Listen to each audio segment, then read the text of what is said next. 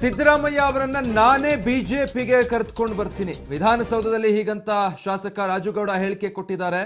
ಅವರನ್ನು ಬೇಕಾದ್ರೆ ಸಿದ್ದರಾಮಯ್ಯ ಅವರನ್ನೇ ಕಾಂಗ್ರೆಸ್ ಕರ್ಕೊಂಡು ಬರೋದ್ರಲ್ಲಿ ನಾನು ಯಶಸ್ವಿ ಆಗ್ತೀನಿ, ಆದ್ರೆ ನನ್ನನ್ನು ಯಾರು ಸಂಪರ್ಕಿಸಿಲ್ಲ ಕಾಂಗ್ರೆಸ್ನವರು ಅಂತ ಹೊಸ ಹೊಸ ಹೇಳಿಕೆಗಳು ನೀವೇ ನಮಗೆ ಕೊಡಾಕತ್ತೀರಿ.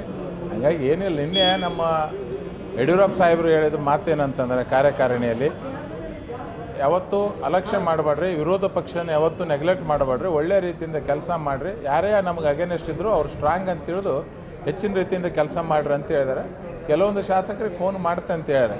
ಯಾವ ಶಾಸಕರಿಗೆ ಫೋನ್ ಮಾಡಿರೋ ಅನ್ನೋದು ಗೊತ್ತಿಲ್ಲ. ಹಂಗಾಗಿ ನಾವೆಲ್ಲರೂ ಸ್ಟ್ರಾಂಗ್ ಆಗಿ ಬಿ ಜೆ ಪಿಯಲ್ಲೇ ಇರ್ತೀವಿ, ಬಿ ಜೆ ಪಿನೇ ಕಟ್ತೀವಿ, ಮುಂದೆ ಬಿ ಜೆ ಪಿಯಲ್ಲೇ ಗೆದ್ದು ಮತ್ತೆ ಮಂತ್ರಿ ಆಗೋದು ಕೆಲಸ. ಸಂಪರ್ಕ ಮಾಡಿದ್ದಾರೆ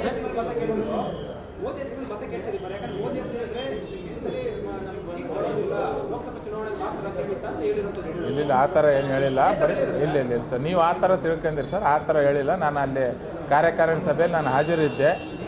ಅವ್ರು ಹೇಳಿದ್ದಾರೆ ಅಂದರೆ ಬರೀ ಮೋದಿ ಸಾಹೇಬ್ರು ಅನ್ನಕ್ಕೆ ಹೋಗ್ಬೇಡ್ರಿ, ನೀವು ಅಲ್ಲಿ ಹೆಚ್ಚಿನ ರೀತಿಯ ಒಂದು ಕೆಲಸ ಮಾಡೋಂಥದ್ದು ಮಾಡಿರಿ, ಕೆಲಸ ಮಾಡಿ ವರ್ಚಸ್ ಮೇಲೆ ಗೆದ್ದು ಬರೋಕ್ಕೆ ಏನು ಬೇಕೋ ಅದನ್ನು ಮಾಡಿರಿ ಅಂತ ಹೇಳಿದ್ದಾರೆ.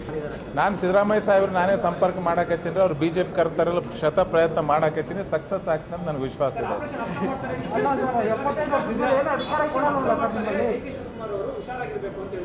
ಯಾರು ರೀ?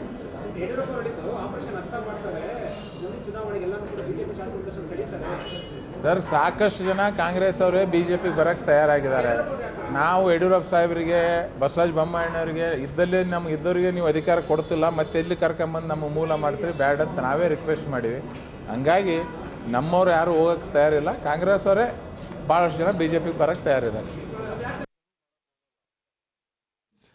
ನೋಡಿ, ಇದು ಶಾಸಕ ರಾಜುಗೌಡ ಈ ಆಪರೇಷನ್ ಹಸ್ತಕ್ಕೆ ಸಂಬಂಧಪಟ್ಟ ಹಾಗೆ ಪ್ರತಿಕ್ರಿಯೆ ಕೊಟ್ಟಿದ್ದು. ನನ್ನನ್ನಂತೂ ಯಾರು ಸಂಪರ್ಕ ಮಾಡಿಲ್ಲ, ಮತ್ತೆ ಕಾಂಗ್ರೆಸ್ನವರೇ ಬರೋದಕ್ಕೆ ರೆಡಿ ಇದ್ದಾರೆ, ನಾವೇ ಸದ್ಯಕ್ಕೆ ಬೇಡ ಅಂತ ಹೇಳಿದ್ದೀವಿ, ನಾನೇ ಪ್ರಯತ್ನ ಮಾಡ್ತೀನಿ ಸಿದ್ದರಾಮಯ್ಯನವರನ್ನೇ ಕರ್ಸೋಕೆ ಬಿಜೆಪಿಗೆ ಅಂತ ಹೇಳಿದ್ದಾರೆ.